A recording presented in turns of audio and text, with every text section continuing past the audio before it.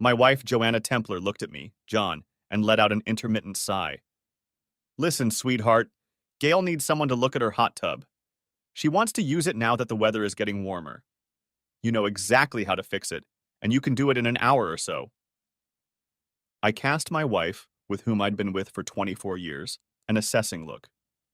We had gotten married while we were still in college, she to get a teaching degree, and I to get a mechanical engineering degree. We had our first child while in graduate school. Jason is now 21 years old and working toward a degree in mechanical engineering.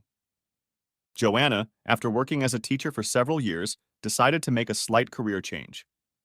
She decided to go into administration and has been working toward a master's degree in public education. She continued to study for several years and has now earned her doctorate and become a local superintendent of schools. I have a master's degree in engineering, and I have my own company where my people design and build everything from bridges to mechanical devices. It seems the whole world turns to my company for oversight and critical analysis of any new mechanical device. It may be hubristic, but my reputation is so high that companies hold their breath waiting for me to approve a new patent. Our second son, James, is now 18 years old and will soon be heading off to college. He hasn't decided on a major yet, but I'm sure he will choose a career in teaching, as he enjoys guiding and mentoring others. You'd think Joanna and I would have settled down by now. We both have great careers, our boys are honor students, and we both have our health. Joanna is a runner and regularly participates in 5K and 10K races. I do CrossFit and compete against athletes half my age. I've also done MMA and know how to fight if I need to. But over the last year, living with Joanna has become increasingly difficult.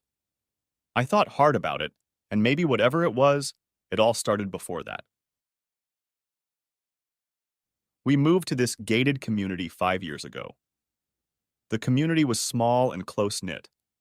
Our neighbors immediately came to get to know us, and we were invited to numerous community events. I have always considered myself more of a blue-collar person, even though I wear business suits daily. I shed my jacket and tie as soon as I got to work. Joanna always wanted to be part of the upper class, and in this community we are considered upper class, but hard-working new money, not blue-blood old money. I made a couple of friendships for drinking beer and watching football. However, none of our neighbors are into NASCAR, so I have to watch the races alone. I don't really follow the drivers themselves that much. More often I watch the individual cars as various parts came into my field of vision during their development. I'm proud when a car that my company had a hand in creating comes to the finish line, even if not first. These races are hard on the cars and the drivers. Over the past 2 years, our neighbors and friends have learned that I am more than just an engineer. I love messing around with devices, learning about them, and repairing them. It's what I've always done. Perhaps that's what made me pursue an engineering degree. Suddenly, Joanna started taking requests from me to fix various household problems. One woman said her sprinkler system wasn't programmed correctly and the service company couldn't help. I got them to work the way she wanted it to work, even though it wasn't very efficient as she wanted to water the lawn. Another wife had me look at her pool control system and set it up so that the pool lights would turn on at certain times and off at certain times. You can see the schematic here. Joanna would answer the phone and then tell me who needed my help. I would set out to find out exactly what the problem was and try to fix it. Sometimes it was a legitimate call, such as a faulty furnace fan belt, but more often than not, it was a minor nuisance that either didn't need fixing or was easily fixed by someone in the company. All I had to do was shrug my shoulders and do as ordered. If I didn't obey immediately, the Cold War began. Perhaps I need to describe Joanna in more detail. She's a type A. You know the type. Someone who takes charge and moves things forward. It's good for her job as superintendent. Many new and wonderful programs have been launched during her tenure. She is worth every penny of the exorbitant salary she is paid. She is 5 feet 8 inches tall with shoulder-length brunette hair. Her hazel eyes are piercing. She is fully female but strong-willed and diplomatic depending on the situation. The teachers, staff, and school board seem to love her, and whenever there is a rumor that she might leave, they all band together to prove to her why she should stay put. She handles all the politics, drama, and distractions with grace and a smile. On the other hand, I'm 6'2" and weigh about 200 pounds on a good day. Like I said, I work out at a CrossFit gym and keep up with guys half my age, 46. I used to do a lot of MMA and fought in a few fights. I didn't win them all, but everyone felt they had to work hard to beat an old man. My hair has thinned, but not too much. It's brown with red, and my eyes are blue. I keep my face shaved, mostly for business. Most of my clients seem to prefer it, but when I'm camping or hunting, I don't shave for days at a time. One of my goals is to buy a big motorhome and a motorcycle, more specifically a motorcycle, and travel. My ideal retirement is to travel, park, and camp, and then bike around the local countryside before moving on. Unfortunately, Joanna wants to travel in style and stay in first-class hotels with amenities like pools, spas, and expensive restaurants. Of course, none of this has anything to do with the problem. Joanna wants me to go fix some minor problem with one of my neighbors, and I'm getting tired of it. Not fixing the problem, but the behavior of this or that woman who called. For example, Grace, the first person who called me for help to fix her sprinklers, started hitting on me.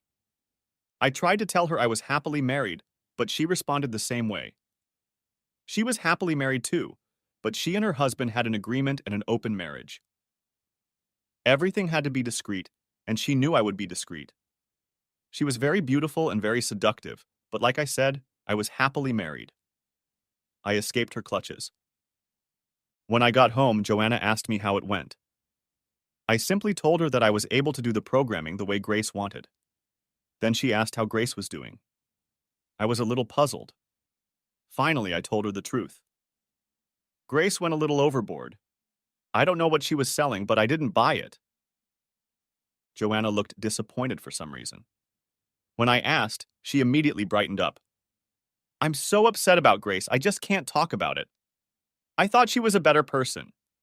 I love you, honey, and I'm proud of you for being so strong in the face of temptation. A couple weeks later, I was asked again to help someone. This has happened over and over again over the past few years. Some of the women blatantly tried to seduce me. Others were a little more circumspect. But each of them had the feeling that I was meat and they wanted to eat steak. I resisted each of them. I am not a player and never have been. I don't know where to start to seduce a woman. My experience before meeting Joanna was limited at best. I just don't know how to read women like one reads a spec sheet. I get along with the women on my team and the women in our neighborhood. I treat them the way I would want my sisters or mother to be treated, with respect and deference. These women who were our neighbors didn't like that. Anyway, it's today, March 12th. The weather is nice, and Joanna just got off the phone with yet another neighbor who wants me to fix something. This is a new neighbor, Gail, who moved into our house a few years ago with her elderly husband. I always wondered if she was a trophy wife because of her age and fantastic looks. She was a very tempting treat, and I didn't trust myself to be around her. Also, Joanna had been kind of aloof lately. I chalked it up to the approaching end of the year and the certification of existing staff, the hiring of new teachers, and my own certification, though I doubted she would have any problems. As I thought about it, she became a little aloof after each of my attempts to help the neighbors solve their problems. Every time I came home, she would ask about the woman I had helped, and I would tell her what I had fixed, and then what the woman had done to show her how much they needed me. Joanna would get angry at all of this and say the woman was a loser, but now she was becoming less attached to me. I would retreat to my work office, I don't have an office at home, and fiddle with one project or another, trying to avoid the dark cloud that had descended on the family. She would turn away from me when I finally dragged myself to bed, but by then I was too tired to try to figure it out. Like I said, I could read a spec sheet or blueprint, but women, even my wife, were much harder to understand and read. Now Gail wanted me to tidy up the filter and pump of her hot tub. Because of the lack of love from my 24-year-old wife and Gail, I was afraid to go alone to her house to fix anything, let alone the hot tub. If I go, Joanna, will you come with me? You're kidding, no, John. You know I have a meeting with the personnel committee today. We have to go through the candidates and decide who we're going to interview. I'd forgotten. I shrugged. Look, I don't trust Gail. She's very seductive, and I know how much you'd be hurt if I went in there and fell into her clutches. I'm sorry, she can call a repairman. Oh, pooh, I don't believe that for a second. She loves her husband and would never do anything to hurt her marriage. She paused and chuckled. You must be delusional if you think she might be tempted to have an affair with you. You're at least 15 years older than she is, and I suppose she could get any young man if she tried to seduce some guy. I think you're safe, old man. The fact that she suddenly called me an old man and implied that I had no appeal stung me, but I stopped the retort that threatened to come off my lips. Where did such a comment come from? She had never made any comments about my age or attractiveness before. So why now, when I just refused to go to the bomb's house and fix her hot tub? Maybe I'm not a good judge of women, but this conversation made me stink more than an 8-day-old fish lying in the sun. What the hell was going on? Joanna went on the attack again. Look, I told Gail you'd be right over. Are you trying to make me look like a liar in front of my friends? Just go over there and fix her damn hot tub, okay? I replied. Actually, I resent the fact that you're willingly assigning me all these minor repairs without even consulting me. What if I have an important meeting while you're setting all this up? What if I have to go out of town for a day for an emergency meeting? After all, I just got back from one of those meetings. I would never have asked you to do any of this for my girlfriends if you weren't standing right here, clearly not going anywhere or doing anything. I'm proud of the fact that you can fix almost anything, and their husbands can't change a light bulb without a manual. You're so much better than either of them. I couldn't help myself. Yeah, that's right. This old man who couldn't attract a love-starved widow is way better than any of our friends. I shook my head in bewilderment. I think Joanna realized the contradiction she had just generated. On the one hand, I was too old to attract any woman, but on the other hand, I was far better than any of our friends because I could solve their petty domestic problems. She resorted to the old adage again. Baby, I love you and you mean the world to me. Could you please help me and fix Gail's hot tub?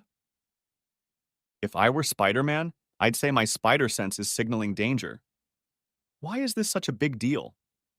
What's the big deal about getting a simple hot tub ready for nice weather? I stood my ground. No, I'm sick of going to my neighbors and fixing some nonsense, and I'm also sick of fighting off these women. If I was a player, it would be easy in this community, but I'm not a player. I don't want to pursue another woman because I only love you. I paused and threw my best piercing look at her. I don't know what the hell has been going on these past few months, but it suddenly dawned on me that the more I resist their advances, the less you make love to me. So what's the big deal? Do you think I was really having fun with these women when I went to their place to fix things? Is that why you get angry and then treat me coldly for days and weeks after I do this petty work?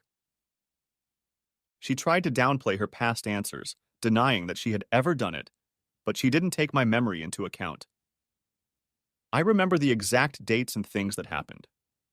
I started laying them out for her and her reaction every time I came home. It was obvious to me that she thought I was entertaining the whole neighborhood, and that was the reason she was so cold for days or weeks after each repair. She kept denying that she thought like I was entertaining everyone around me. On the contrary, she believed me, so she said. She tried to claim that she was disappointed in her friends because she thought they were clinging to me, but in fact, she claimed that I was making it all up and that none of her friends were actually suggesting that I do it, and that it was all a delusion on my part. I was sick of it. Instead of leaving, I reminded her that she didn't want to be late for the meeting and headed down to the basement to my work office. I had only been there a few minutes when I realized there was no beer in my mini fridge, and I was really thirsty after a full day of work and a fight with Joanna. I went back upstairs to grab a 12-ounce six-pack from the garage and accidentally overheard her talking on the phone. It was just a one-sided conversation, but my spidey sense signaled danger again. Look, I don't know what to do with him. He's been resisting all of you, and now he won't even do the so-called repairs to be alone with him in your house. I think we need to do something different and probably very drastic to get him to agree. I've already told him I have a meeting tonight, so why don't we meet in the community room and try to come up with a new plan? She listened to me for a few moments and then disconnected. I shook my head and went back downstairs to think. Soon she yelled out that she was leaving and left. I figured a phone call would take a few minutes, unless all the women who tried to seduce me had a call list. I had forgotten about group messages since I almost never used them. Suddenly, I remembered that I had a way to eavesdrop on their little meeting. Last year, I had installed a new video system in a small public building next to the community pool and hooked up a webcam to it. Since I had administrative rights, I could control it from my laptop. I quickly booted up the laptop and then ran a program to turn on the webcam. The webcam also had a microphone built into it, so I could hear and see the meeting participants. There were several sluts already present.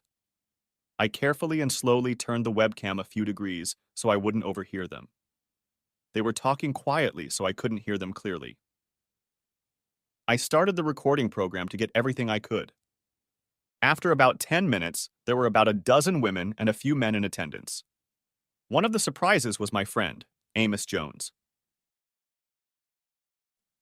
Everyone knows that Amos and I have been friends for a long time, but they don't know the backstory. We went to rival schools and played football and basketball against each other. I was a 6-foot, 200-pound tight end, and Amos was a 5-foot, 10-inch, 180-pound linebacker. We played against each other several times a year. In basketball, I was an offensive lineman, and he was a defensive lineman, but we often fought on the court. We were very competitive on the field and on the court, but were friends when we weren't facing each other in competition. I am a lily-white Caucasian, and Amos is a black African American. Like I said, we were very competitive on the field and very competitive in our senior year. We were both chasing the same girl who went to a different school.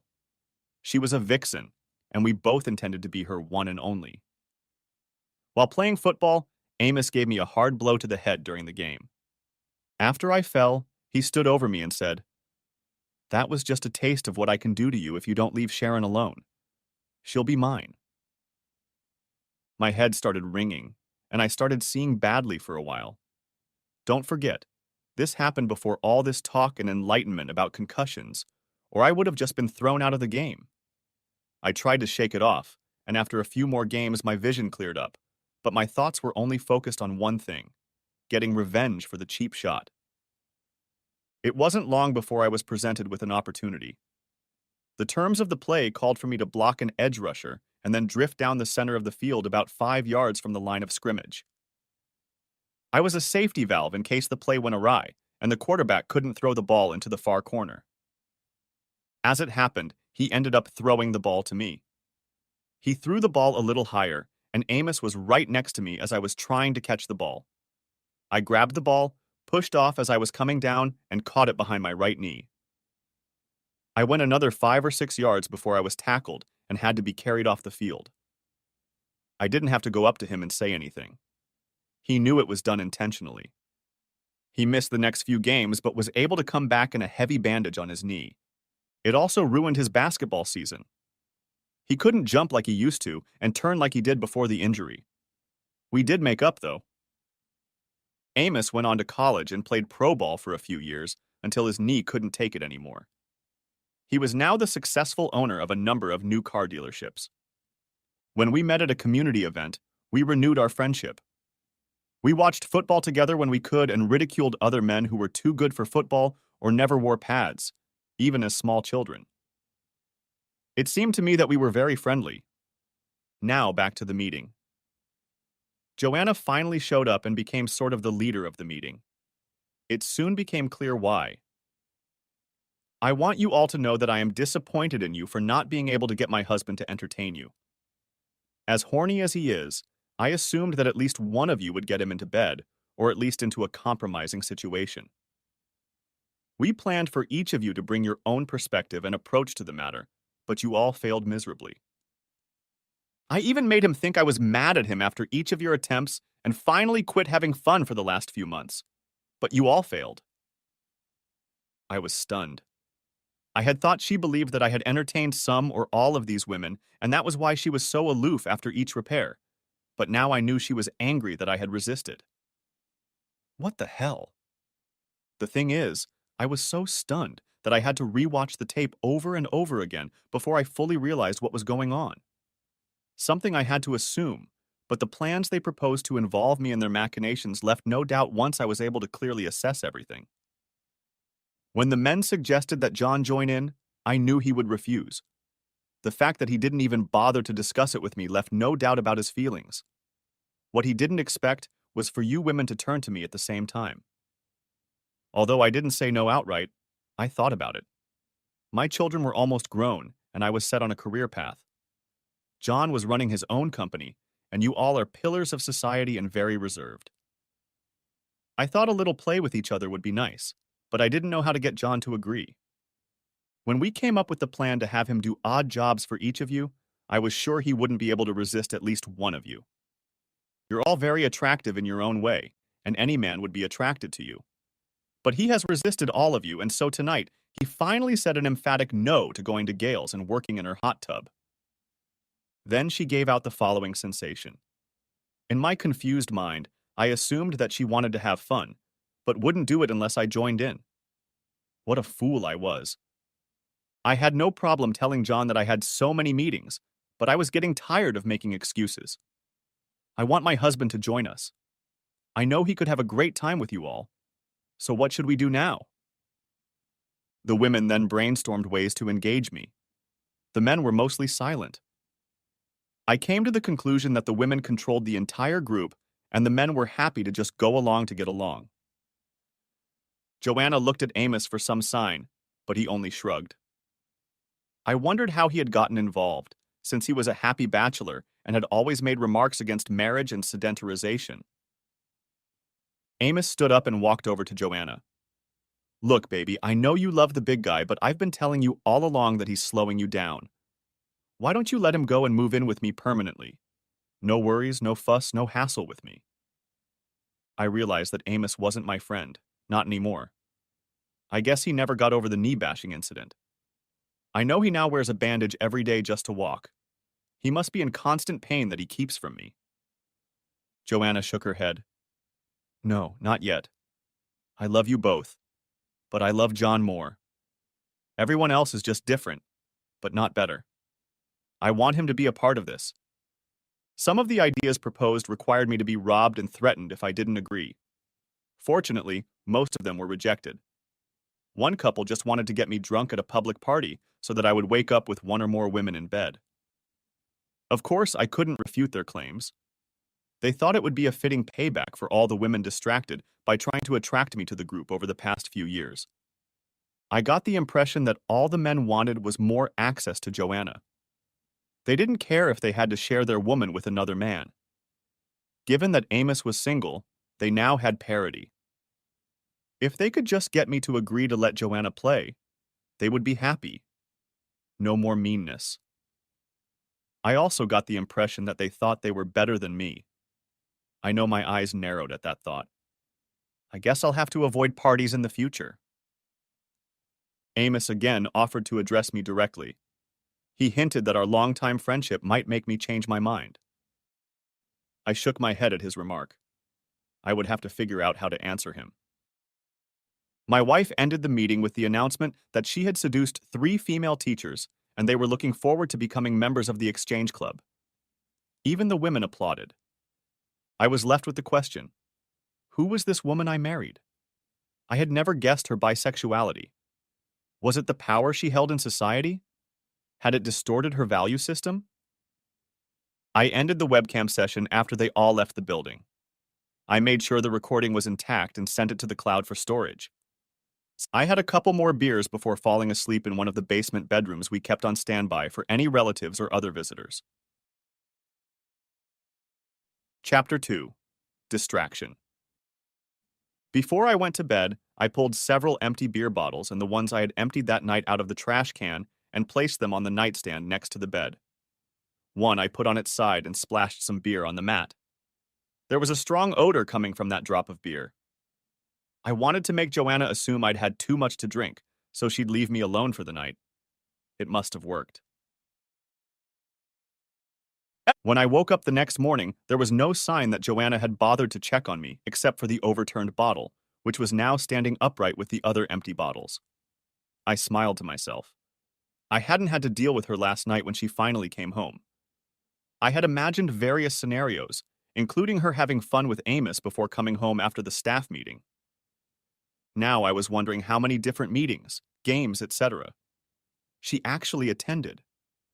How often did she tell me about a mandatory meeting that was really a smokescreen to go and entertain some of the neighbors? God, I could have gone crazy with all these thoughts swirling around in my head. I went upstairs and showered and shaved. I also went to the kitchen and threw a painkiller pill on the counter and left a glass of water there so she'd think I was feeling bad even more. By then, she had already left. Her day always started early, or did it? I was going to drive myself crazy again if I didn't pull myself together. I had always counted on my analytical mind to keep myself in check, and I needed it now more than ever. I called the office to take a sick day. I was actually able to take a few days off since I had some very good people working for me. Sometimes I only felt needed when we had to hold the hand, figuratively speaking, of anxious clients. My presence somehow calmed things down and helped everyone think about the real problem rather than what might happen. I had a vague plan and needed to get some questions answered to figure out where to go next. First, I called my law firm. As a small corporation, we kept the firm on standby for necessary contracts and the occasional disgruntled employee or client who felt they needed to file a lawsuit. The firm practiced corporate law, but had a couple sharks calling themselves divorce attorneys that I could talk to. I called my accountant, and we outlined how to keep the business safe from Joanna in the event of a divorce. He got right down to business. As a corporation, she could only claim stock in the company. I just had to protect her. I sat and pondered the future of my marriage. As I pondered what I had seen and heard, I saw no future. She refused to love me, even when she talked about how much she loved me, and wanted me to have fun with other women so she could continue to desecrate our marriage vows. And then there were the children to think about. Jason was already close to earning his bachelor's degree. He intended to get his master's degree right away before he started working. I still hoped he would come home and work with me, but I understood if he wanted to live on his own for a while. He shouldn't worry too much if Joanna and I split up. We would still be his parents, even if he didn't need us as much. James was different. He was more in touch with his emotional side than Jason was. That's not to say he was a wimp. It's just that at 18, when he was just ready to spread his wings, I worried about how the breakup would affect him. Unfortunately, I envisioned him staying home to comfort his mother instead of heading off to college if we broke up right now. Would I be able to pretend to still love her and act nice enough to distract her from her goals for me? I ran through various scenarios in my head. Should I try to make her believe I was terminally ill, like cancer? Should I try to make her believe I'm becoming an alcoholic? After last night, that might be something to try. I looked up. It was time for lunch. I quickly made a sandwich and started devouring it. I was surprised at my own hunger. I usually completely clean up afterward. I'm a bit obsessed with order and cleanliness, but I forced myself to put the bread away along with the plate and knife. I rinsed my glass and sent the empty beer bottle to the trash can upstairs. Every habit starts small. Maybe in a few days, I'd put the other empty bottles where she could easily find them. The only question was what to leave for her to find: wine, gin, vodka, whiskey, bourbon, or beer bottle. That's a question I'll have to think about a bit more too. At the appointed time, I met with the Sharks. We discussed several issues. When I told them why I was testing my abilities, one of the Sharks snorted derisively. He was obviously a player, so I asked him to leave. Since he worked at the firm, I knew he couldn't represent Joanna, so I wasn't worried about him. I just didn't think he would fervently defend my position if he thought I should just go along with the plans of my wife and her lovers. The other Shark was better at hiding her true feelings. She promised that if I filed for divorce, she would protect my interests to the best of her ability. I logged onto her computer and showed her the video.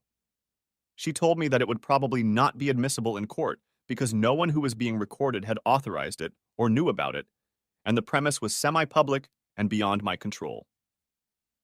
We agreed that at best the videotaping would give me some leverage against Joanna privately. No one here would want something like this suddenly appearing on the internet out of nowhere. Embarrassing videos could damage careers, and no one would be able to prove their authenticity. After leaving her office, I went to the local Harley dealership and picked out my motorcycle. I chose a touring motorcycle as it was more comfortable for long trips. There was an RV store next door, and I stopped by there and looked around at a few Class A machines for ideas. I envisioned myself wandering the countryside, exploring every corner of our great continent. Some of my plans became more and more definite. I stopped at the local pub and had a couple of mugs of dark ale before heading home. Once home, I spilled some beer on my jacket and stumbled into the house. Although I was by no means drunk, I knew how drunks acted and did my best to portray the perfect drunk to Joanna. She was home and was already starting to get annoyed, as it was about an hour after my usual arrival. She demanded punctuality at all times, and I usually did too. But things were about to change a bit now. "Where have you been?" "I called the office and they said you took sick leave. I called you on the phone, but I got an answering machine." She then took a quick sniff and stated, "You're drunk. What the hell is going on? You never drink more than 1 or 2 beers at a time." I stopped, backed up a little, and stretched out to my full 6-foot height. I considered her questions before raising my hand. I noted each question. I was outside.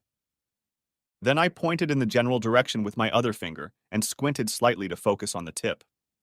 I figured if you didn't want to have any more fun, and you said I couldn't attract any women, I should go to the pub and make friends with the old men there. We have a lot in common. I finished, staring at my fingers and then in her direction. I also like the taste of beer, so I've had a couple more glasses than usual. I'm not drunk and I'm always in complete control of myself.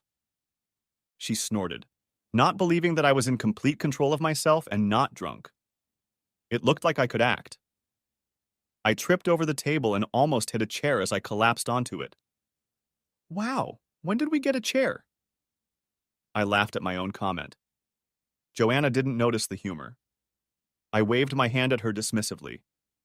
"What the hell, woman? What's your problem?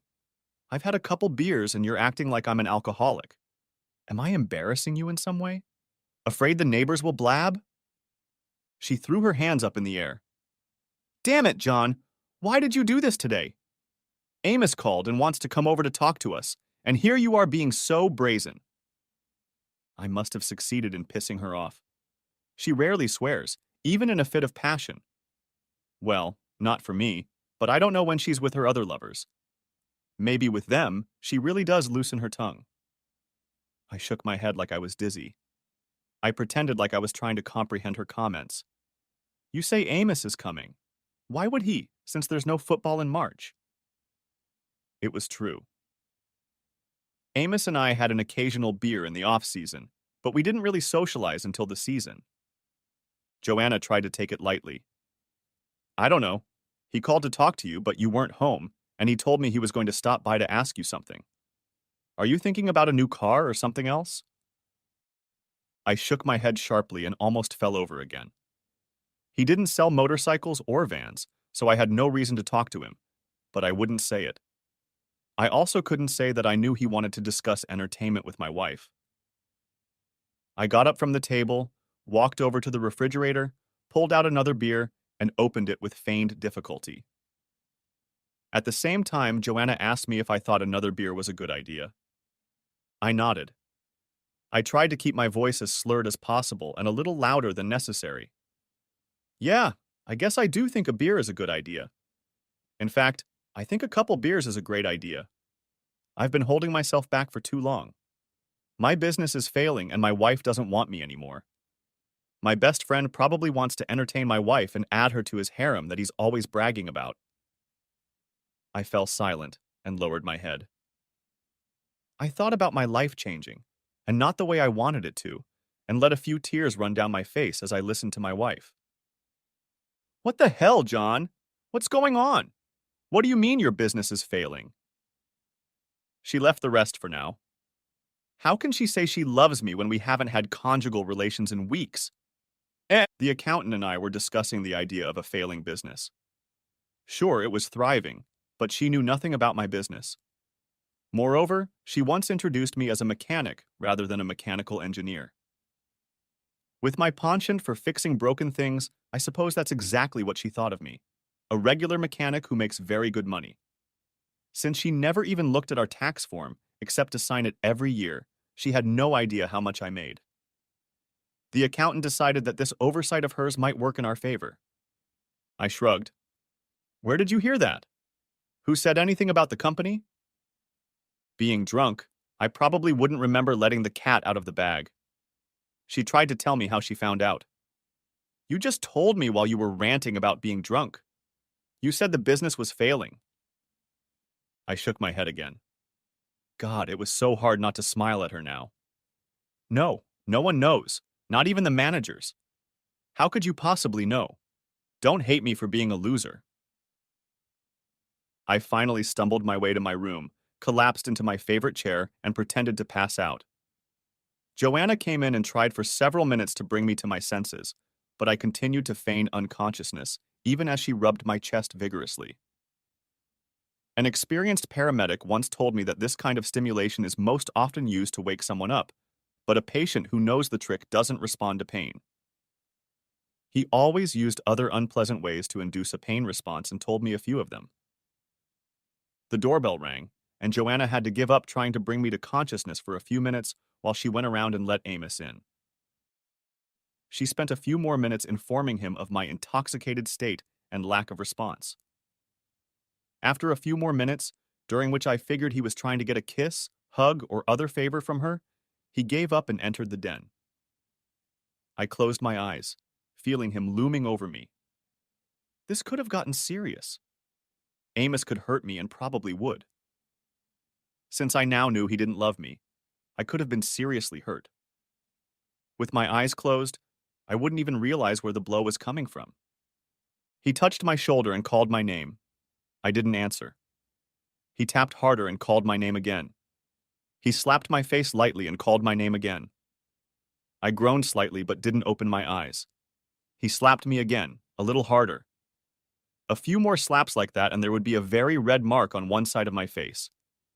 I groaned again and swung away from his hands. I felt his satisfied smile. John, you stupid asshole. Every time I entertain her, I think about what an ignorant, stupid bastard you are. He hit me harder. The sound echoed around the room. I don't know where Joanna was, but she didn't say a word to stop him. I figured he asked her not to leave the room while he woke me up. The time had come. I opened my eyes slightly to make sure of his exact location. I started waving my arms around as if to ward off the pain he was causing me. When he tried to dodge them, I struck with my foot and caught his sore knee again. Despite the fact that he always wore a bandage, I hit him in the kneecap. Out of surprise, he shrieked and fell to the floor. I leaned forward and whispered in his ear. If I ever see you again, asshole, I will destroy you for entertaining my wife and pretending to be my friend. At the very least, I'll make sure you can never walk again. I don't know if anything penetrated his pain-filled brain, but I was relieved. I rose to my feet and, remembering to feign drunkenness, left the room. As I was leaving, Joanna entered the room, no doubt to find out why Amos was suddenly screaming in pain. We met in the doorway. I stumbled, as if on purpose, and pushed her toward the door. I mumbled something about feeling nauseous and left her trying to regain her balance and headed for the nearest bathroom. At the door, I stopped and looked around. Joanna was nowhere to be seen. I guess she was sympathizing with her lover and trying to ease his pain. I got up, got out of the garage, and drove away before she could react. A few blocks from the gate, I was stopped by a black and white car. I wasn't driving too fast, and I had a suspicion that my loving wife had called 911 to report a drunk driver making a disturbance. I pulled over. As the officer approached the car, I noticed his partner approaching from the other side. I guess now I was the bad guy. I rolled down the window to give the officer a chance to talk to me. He asked me to step outside. I admitted that I had had a few beers earlier. I passed a field sobriety test and even a breathalyzer. We talked for a while as the tension eased. I tried very hard to be pleasant and frank with them. I even told them about my problems with Joanna. But I didn't say anything about the attack on Amos. That might have turned them against me. Obviously, she didn't call them to tell them about the attack. While we were talking, an ambulance whizzed by and headed into a gated neighborhood. Did Amos need an ambulance? Probably, but I may never know. The cops let me go and told me to change my clothes, since mine reeked of beer. I agreed with them. I got back in my car and waited around the corner until an ambulance pulled up, presumably headed for the hospital, but not with flashers and siren. Right after that, Joanna pulled up in her car. I assumed she would be holding her lover's hand while he was being treated for a new knee injury. I returned home, grabbed my clothes, and packed a bag. She might have assumed I'd been arrested. There's no reason to make her think otherwise. Tomorrow, I'll have my lawyer contact her to get bail money. I went to a nice hotel to get some sleep. I had a meeting with a client in the morning. Chapter 3. Disappointment. The next day, my lawyer contacted Joanna before she could leave for school. She informed her that I had been arrested for DUI and that bail was 10% of $10,000. Joanna argued with her about whether to bail me out of jail, but finally agreed. I was left wondering if she really loved me if she would argue about whether to keep me in jail for my first DUI offense. After talking to my lawyer on the phone, I shook my head. I had things to do. After work, I called Amos's cell phone. When he answered, I asked what he wanted to talk to me about last night. I pretended I didn't remember anything about the night before, and he probably bought it. He hesitated, but never answered me. I suppose he saw fit to be in my face when he said he was entertaining Joanna. I didn't care, and I wasn't going to waste my time visiting him in the hospital. He told me he had a shattered kneecap. I made the appropriate noises and ended the conversation. It was time to visit the pub again. I had a couple of mugs of tasty ale again before heading home. This time, Joanna wasn't there. She had left a note saying she was going to a meeting at one of the schools. Yeah, I bet, I almost wrote in the note, but held myself back. I made myself a light dinner and left it all out again. Then I went down to the basement to my workroom and tackled an old project. I won't bore you with the details, but I'd put it up, leave it alone for a while, then I'd get a new idea, pull it out, and try to get it working. I fiddled with it for a while, but found that I still didn't have the breakthrough I needed. I put it back on the shelf again, just as Joanna came home. Opening my eyes, I noticed that she had just showered. Yes, I guess the mandatory meeting was just around the corner, at one of the neighbors. I needed to get this over with before someone set me up. Honey, how are you? She didn't pounce on me this time. I shrugged. I don't know why you're asking. This is the second time this week you've left food and dishes behind after you've eaten dinner. Are you mad at me for being gone so much right now? I really wanted to tell her how angry I was that she was screwing with me, but I held back. I tried to minimize her concern. I'm sorry. I got distracted. Let me go upstairs and get my things in order. I slipped past her and headed upstairs without saying anything else. It was only 10 minutes later and the mess was over. I got a beer out of the fridge. She followed me down the stairs. Since she almost never went downstairs, she had no reason to linger there. Are you sure you should be drinking? I objected. Why not? I'm in my own house.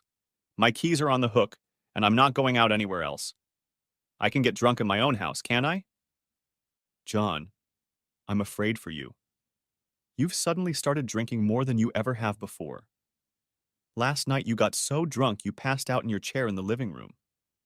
When your best friend Amos tried to wake you up somehow, you kicked him and sent him to the hospital. Then you left the house and drove away. The next thing I heard was that you were arrested and put in jail and I had to bail you out.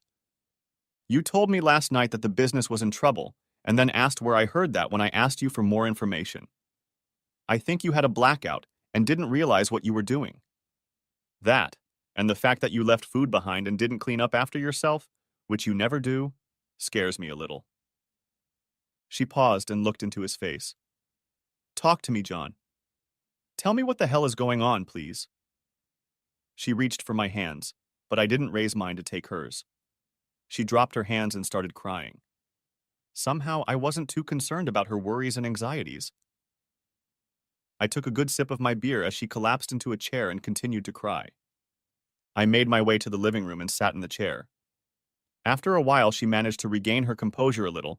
She came in and sat down across from me. I'm sorry for the outburst, but I need you to talk to me, honey. Is there anything I can do to help? I wanted so badly to yell at her and tell her to go back in time and not let herself cheat on me. But I didn't because she couldn't, and didn't believe she even wanted to. She just wanted me to go along with her lifestyle, and that wasn't happening either. I decided to be honest, up to a point. I don't know what you can do to change the outcome. It's too late for that now. I just need time and some space to figure things out. I stood up and walked around the spacious room.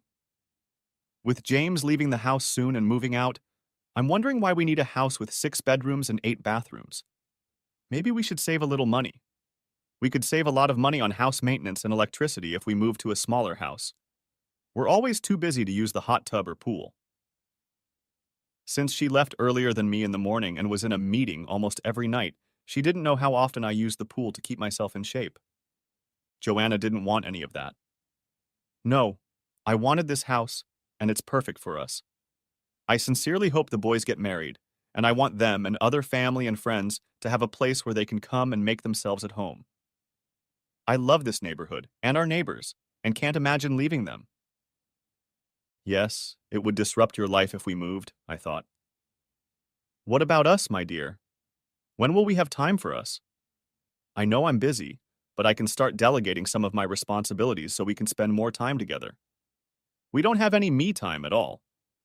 I can't remember when we have actually had time together to at least hold hands and make love. We don't go out or have dinner together unless it's business or school system related. Nick, can you find someone else to attend those mandatory evening meetings and such? Can we make time for ourselves? Of course, she brushed it off. I'm often home in the evenings when you're not. Maybe we should plan our evenings better. I, for one, would like to go to neighborhood get-togethers more often. The wives are always telling me how much they miss us and how much fun they have. I waved my hand dismissively. I think that's nonsense, Joanna.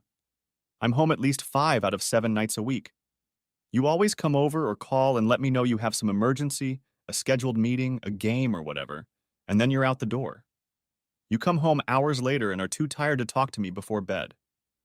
With the huge bed in our bedroom, we don't even touch when we occupy it at the same time. Thank goodness for the brown bottle. From a few feet away, she couldn't tell I hadn't drunk all the beer. I held it like it was almost empty. Damn, I'm out of beer again. I'll be right back. I turned and went into the kitchen, and since she couldn't see what I was doing, I poured the leftovers down the drain and got a new bottle. I realized I needed to buy more beer. I'll have to buy a couple cases tomorrow. When I got back to the living room, Joanna gave my beer a dirty look. I took a healthy sip and wiped my mouth. Since we can't agree on anything, I think I'll retire to my workroom and try to figure out how we can continue to afford this monstrosity. I didn't wait for her response, but simply turned and walked down to the basement workroom. I realized she had no intention of changing anything other than my approval of her extramarital affairs. With her income, she was able to maintain the house, pay the utilities, and even the HOA dues. At least they covered the cost of the lawn and landscaping. Around midnight, I went upstairs, showered, brushed my teeth, and rinsed my mouth with fresh mint rinse to drown out the taste of beer, then climbed into bed, careful not to touch her sleeping figure.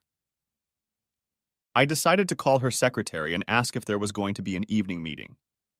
When I was told that Joanna's calendar was clear, I made a reservation at one of the best restaurants in town. I figured she would come home or call about some meeting and I would have to cancel, but I would play on her emotions while I could.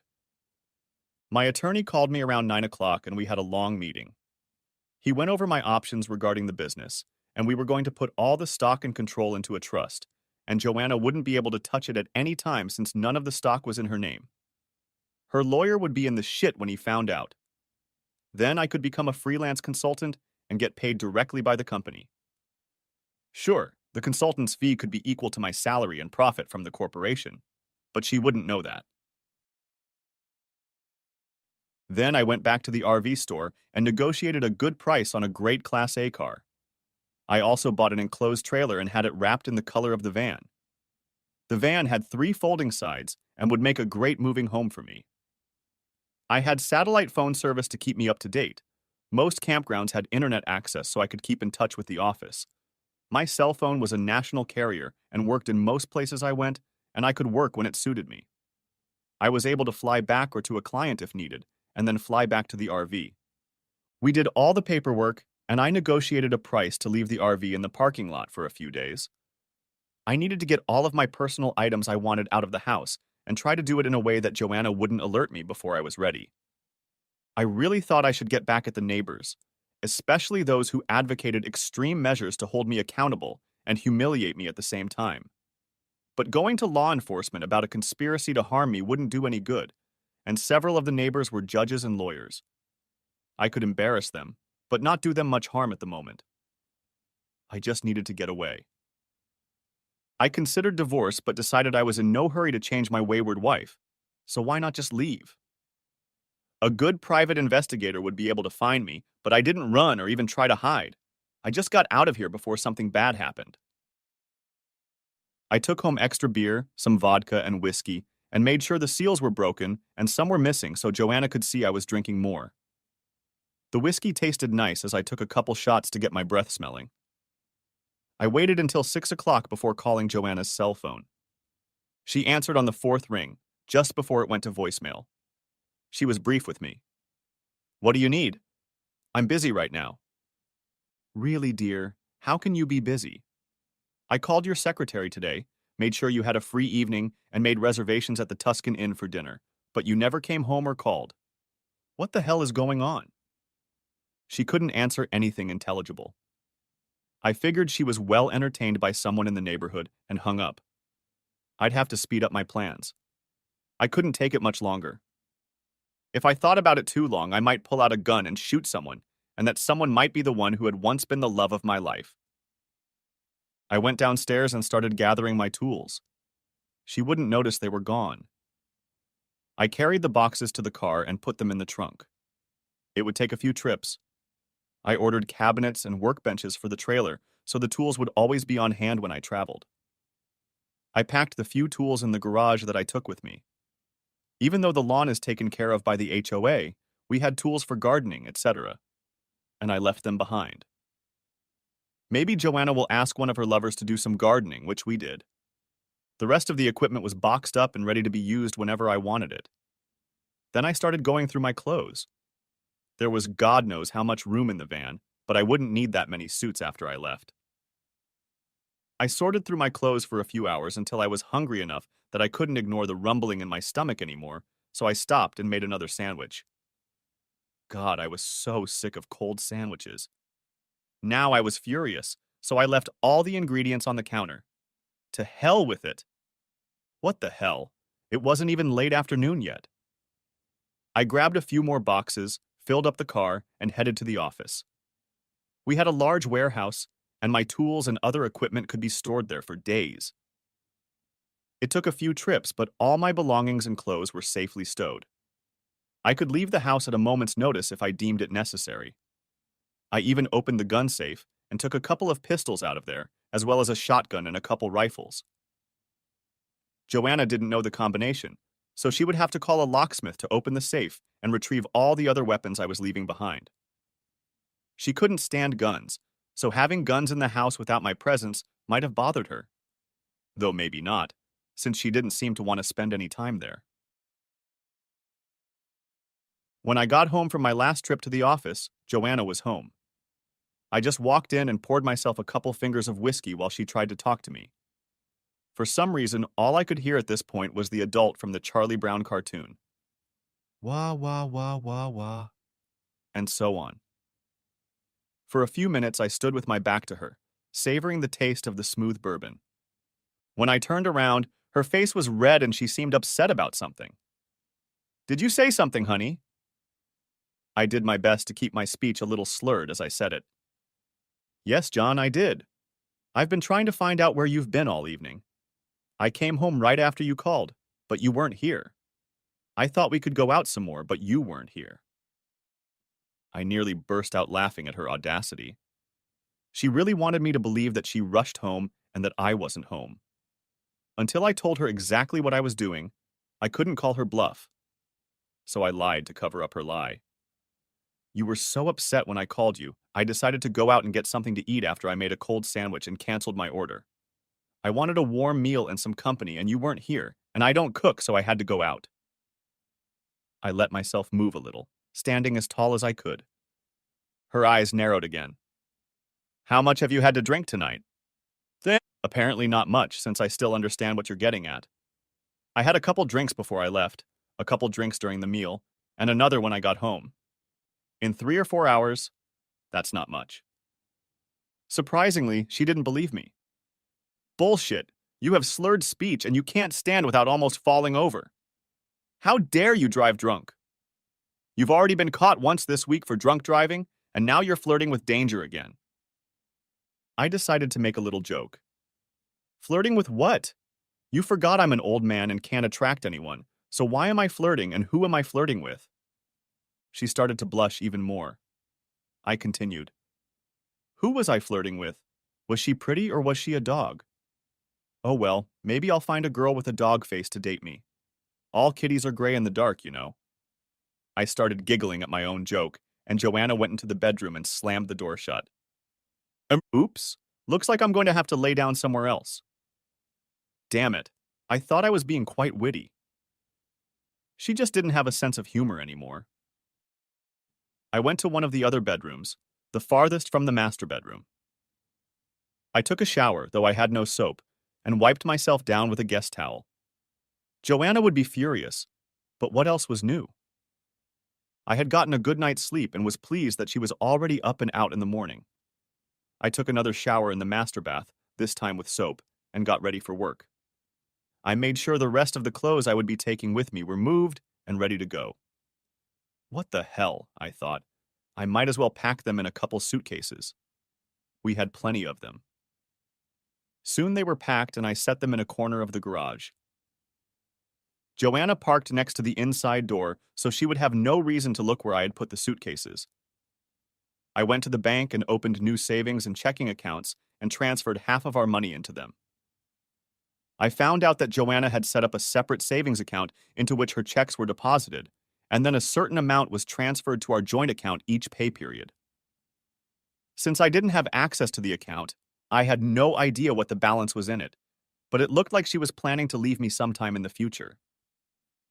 Where was the woman I married? I called and took my name off all the joint credit cards and put a couple new ones in my name only. We usually only kept a small balance on each card and only used them for emergencies, so it wasn't hard to convince the company to honor my request. I then called and took my name off the utility bills for the house. I also made sure that the utilities for the company were in her name only. When we started the business, all utilities had to be in our name because the company did not yet have a credit history. I didn't know if they were ever changed and was glad they were. Joanna couldn't disrupt the flow of business. I then met with my senior staff. We established a new reporting hierarchy and set ground rules for contacting me in case of emergencies. Realistically, I believed that I would only be contacted when a client simply could not be dealt with in a timely manner and that I would be the last person to try to save the day. I let them all know what was going on in my personal life, just enough for them to realize that Joanna and I were separating and possibly going through a divorce. They didn't need to know all the details. They understood everything. More than half of the staff had gone through major breakups in their personal relationships. I ended the meeting by promising to throw a celebratory party on Saturday. I felt we were getting close to that. I went back to my office and put away some very personal items, awards, prototypes, models, and the like. Soon they were boxed up and put away in the pantry to deal with later. At 11 o'clock, I was surprised by a phone call from Joanna. Since we hadn't officially broken up yet, I hadn't alerted the receptionist to check my calls. I decided to be polite. After all, I was supposed to be sober for the day. Hello, Joanna. How are you doing this morning? She paused for a moment before she spoke. I'm sorry, John, but I left without letting you know that we're invited to a wine tasting at Gail and Lester's house tonight. Will you be able to attend? My spidey sense suddenly fluttered again. Could this really be the evening? Did they intend to stupefy me? And more importantly, how do I escape their clutches? The wine at such parties was poured in advance and brought on trays. It was easy to slip something into one of the glasses and then be sure to pass it to me. She waited for an answer. I'm looking at my schedule for the day, Joanna, and I don't see anything for tonight. What time do we need to be there? I'm going straight to Gail's after work, but I need you to pick up a few different wines so we have a variety to sample. Could you do that and be there around 7 o'clock? Sure. How about dinner or lunch as your friends usually call it? One of the reasons I'll be there early is to help with all the appetizers. There should be plenty and variety enough to satisfy your appetite so you can gorge yourself on whatever your heart desires. Damn. More ways to stupefy someone.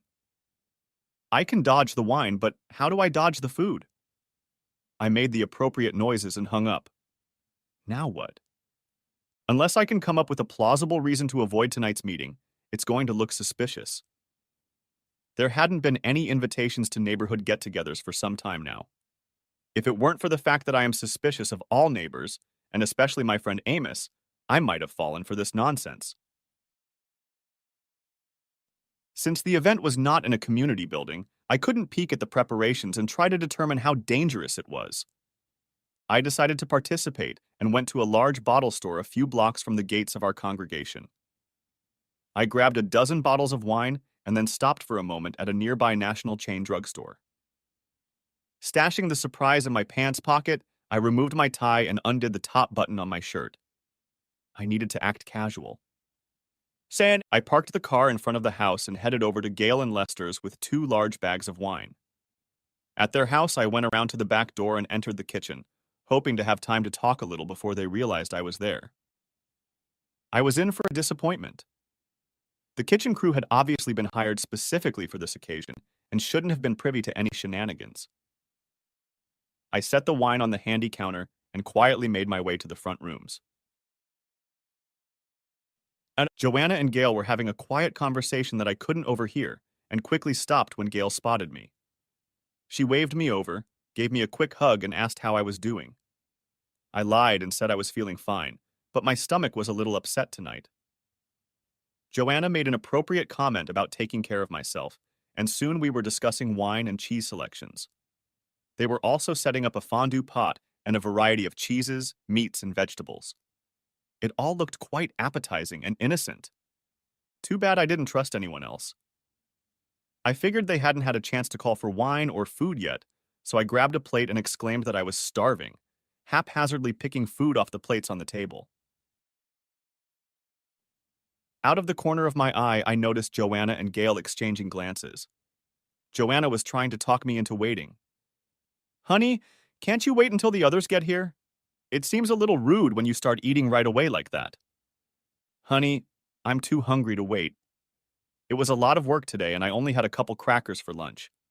I need to eat something or I won't be able to taste much wine before I get intoxicated. She backed off a little. I smiled to myself that I managed to get to the food before it was spiked. I hoped to get to the wine quickly as well. It could wait. There was a coffee pot on the table and I poured myself a cup. It had to be safe since it was the only coffee pot on the table. After about 20 minutes, most of the regulars were in, and the wine flowed in a river. There were a couple new faces as well. I figured they must be the teachers Joanna had promised to bring. I walked over and talked to them for a few minutes. They were young and fresh out of college. I wasn't too worried about them. They knew what they were getting into. It was time to get to the show.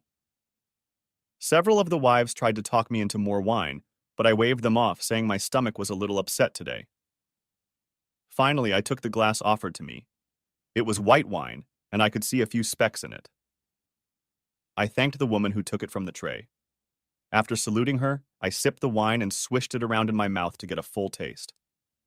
I turned around and poured 30 milliliters of ipecac syrup into the glass.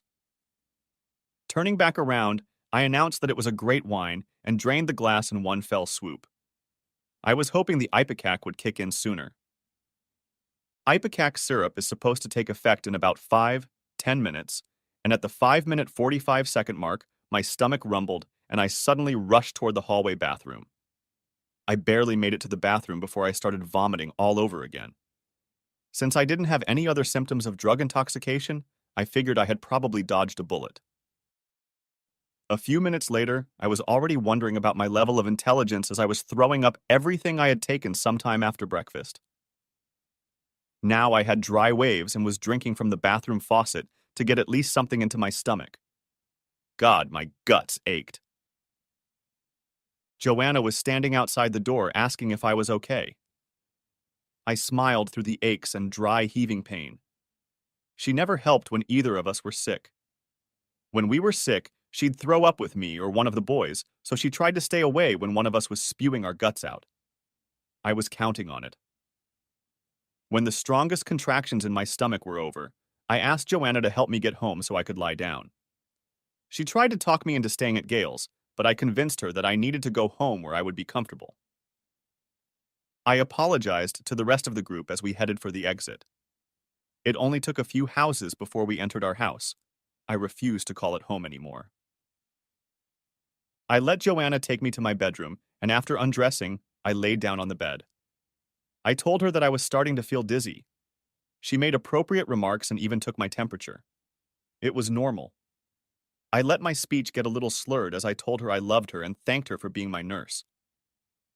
After a few minutes, I pretended to pass out and waited to see what she was going to do next. I assumed they were planning for me to get confused and not be able to stop them. I wondered if she would continue with her plan even though I was nauseous. She made a few more soothing noises before leaving the room. I could already hear her talking on her cell phone as she walked down the hallway. Time to get moving. I got out of bed. It wasn't fast as my gut ached from vomiting. I walked out of the bedroom and snuck down the hallway to where I could hear her. We have to do it tonight or wait another week or two. Yeah, bring the guys. Then she hung up the phone. Tonight was definitely the night, and I needed to be somewhere else. I waited until she left for the kitchen and snuck to the front door. Failure awaited me there. Someone was already coming up the walkway. I ducked into the closet next to the door and hid behind my coat. 5 or 6 people came in with cameras and lights. I was going to be a star, not. They all quietly made their way to the bedroom, and I took the opportunity to jump out of the closet and then out the front door. I ran to the main gate of the settlement. The gate was locked, but it only took dialing a code to get it to open. As they opened, I heard someone from my house calling my name. What fools they were if they thought I would answer. I felt a little dizzy and realized I couldn't run too fast, or I would fall. I hid in the bushes that were on either side of the gate until the dizziness passed a little. While I was hiding, someone came to the gate and checked to see if there was any sign that I was near the gate. Once satisfied with that, he stepped back. It was too dark to see who it was, but I didn't care. I just needed to get farther away. I headed for a convenience store about 6 blocks away. I jogged for a while, then walked. I kept in the shadows as much as possible. Thanks to the dark clothes I always wore, I seemed to blend in with the night. If I wasn't spotted by silhouette, I was safe from prying eyes until I got to the parking lot. There was a very bright light burning there, but I didn't go inside. I stayed on the periphery and called a cab to come and pick me up. When the cab arrived, I asked it to drive haphazardly around the neighborhood and then take me to my hotel. There I experienced a few moments of frustration when the night clerk was reluctant to give me a room, as I clearly had no luggage. I had to call the manager who checked my ID before I could go up to my room. I was sweating a bit. In the lobby, I was vulnerable. Joanna and friends could spout some nonsense to the staff and shove me out the door while everyone tried to figure out what to do, but in the room, I could pick the lock and not worry about it. Locking the door to the room securely, I breathed a sigh of relief. I checked my cell phone. I'd set it on silent mode when I'd gotten to Lester's place and hadn't checked it since. There were tons of calls, text, and voice messages from Joanna, and a few from other people. I deleted them all. I no longer cared what she wanted or thought. I was sure the cameras had been installed so I could be blackmailed and forced to do whatever they wanted. What I didn't count on was a visit from the police. Around 1 o'clock in the morning, there was a knock on my door. I hesitated to answer it, but the knocking continued and I heard a muffled, "Police, open the door." I looked through the peephole and saw the badges. There were 3 of them. I opened the door but didn't remove the chain. "What can I do for you, officers?" "Please, sir, open the door. We have been informed that you have been ill this evening. Your wife is concerned that you may have been delirious because she left you in bed, and when she returned a few minutes later to check on you, you were gone. We ended up having to run your cell phone to locate you." "Well, officer, were you at the house?" "Yes, officers were at your house to take a report and get your description." "Were there a lot of people there?" "I think so, yes. Your wife let us know that before she called us in, she called the neighbors to comb the neighborhood." "Did your coworkers note whether these concerned neighbors had cameras and flashlights?" He nodded. "It was noticed, but not questioned." "Well, officer, I want to tell you a story, but I know it will be hard to believe. I don't want any investigation as the story is strange, but I assure you that I am in my right mind at this moment." I opened the door and motioned for them to come in. I had rented a suite, so there was plenty of room for them to sit comfortably while I told them my story. Before I started, I got them something to drink from the minibar, non-alcoholic of course, and then told them my whole sad story. Sometimes they interrupted me to clarify something, but in general they listened without much disbelief. Apparently, they had heard so many similar stories over the years. The final convincing moment was when I showed them the video I had taken. It seemed like such a long time ago, but it had only been a week or so since this part of the crazy business had started. I was beginning to wonder if I was going crazy. So much change in such a short period of time can lead to delirium. One of the officers informed me that they could have taken everything I said and the videotape to the district attorney, but they saw one of the judges on the video. It seemed to them that it would make it all go away in the shadows. I agreed. "Look, guys, I only told you guys my whole story so you could go back and report to my wife and her friends that I'm okay. I sincerely hope you don't have to report my whereabouts, or I'll be forced to change hotels and destroy my phone." They assured me that they were only interested in my well-being. As an American citizen with rights, they cannot force me to contact my wife or return home. They wished me well and left. Chapter 4. Leaving. I had slept well. Maybe it was the thought that all this shit would be over soon, but I slept well. I got up and ordered room service food and then ate a balanced and healthy breakfast. Then I called my sons and told them I was going on an extended vacation. I told them that their mother would not be coming with me, as she felt she could not leave the school system for that long. They knew of her commitment to the schools and bought the story. I promised to keep in touch. I called the office and learned that Joanna had already been there several times. I informed them that the plan was going into effect a little early and that I probably wouldn't be back in the office for the foreseeable future. They all agreed and put the plan in motion. I was now free to go. I made inquiries at the car dealership, and the trailer was ready in the early part of the week. All I had to do was hide out for a few more days. That gave me time to work. I went to the cell phone salesman, bought a new phone with a new number, and transferred my contacts. The old phone remained charged and ready to be a decoy if needed. I would use it to contact the boys until it was time to throw it away. I spent the weekend without too much trouble. I had the room registered in the trust's name, and Joanna didn't even know it existed. It was exactly the same with the van and the motorcycle. Saturday night, I met my staff at another hotel, and we had a great time if it weren't for Joanna's sudden appearance in the room. One of my staff members had apparently inadvertently let her know what we were doing that weekend. I couldn't blame him or her, whoever it was, as not all of the staff were privy to the true reason for our celebration. The public invitation was a thank you for a year well spent. Only the senior staff knew that it was a farewell to me. But it didn't matter much, as she showed up already late in the evening. I was sitting in the back of the room discussing with the new CEO, Harold Devers, some minor projects I was going to continue working on when I noticed her. She had sought me out, but without much success at first. I simply excused myself to Harold and headed for a side exit nearby. For some reason, I almost expected Joanna to know about the little celebration, so as I entered the banquet hall, I looked around for the other exit. It was out into the hallway, and soon I was outside and headed for another hotel a block away. Once in there, I quickly got a room for the night and then went and locked up again. Harold called me later and told me that Joanna had made a bit of a scene when she realized I had run away. She even called Harold and his wife a couple or three names when they informed her that she wasn't welcome here and asked her to leave. I wondered if the message had gotten through to her, but mentally shrugged it off as that question may never be answered. On Monday, I picked up my new Harley and parked it next to the trailer. My tools were stored in various lockers and drawers. Clothing and personal items were quickly organized into their various storage locations, and I was almost ready to hit the road. There was only one thing left to do. I started my motorcycle and headed towards my old house. It was mid-morning, and I knew Joanna had to be at work.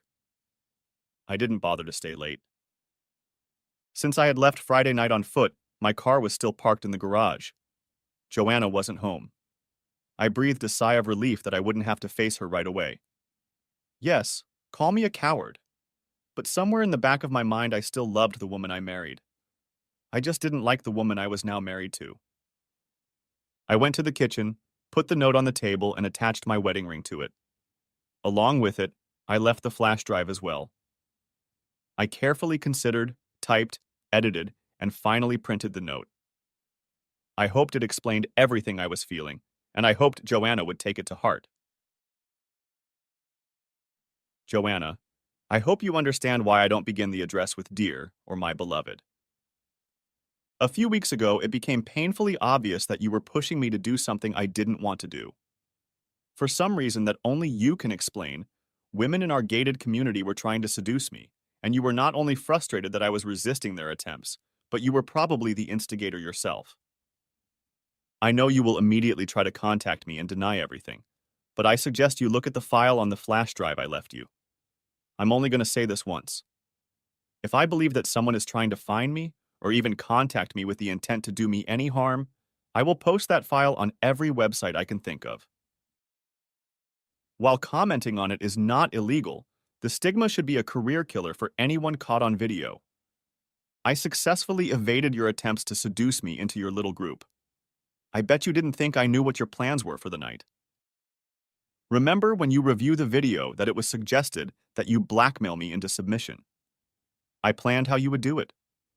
It was wise that you instructed me to get most of the wine for the party, then I wouldn't be able to tell that the wine had been spiked before. I took the ipecac syrup immediately after tasting the first glass I was given. It was a difficult moment between vomiting and dizziness, but I managed to keep my balance and make it home. How surprised were you and all your buddies when you led them all with cameras into the bedroom and I was gone? I bet they were all disappointed in you. You were supposed to deliver me to them so they could play their sick games, but I wasn't there. You told them off in a meeting and then you couldn't keep me in my own bedroom.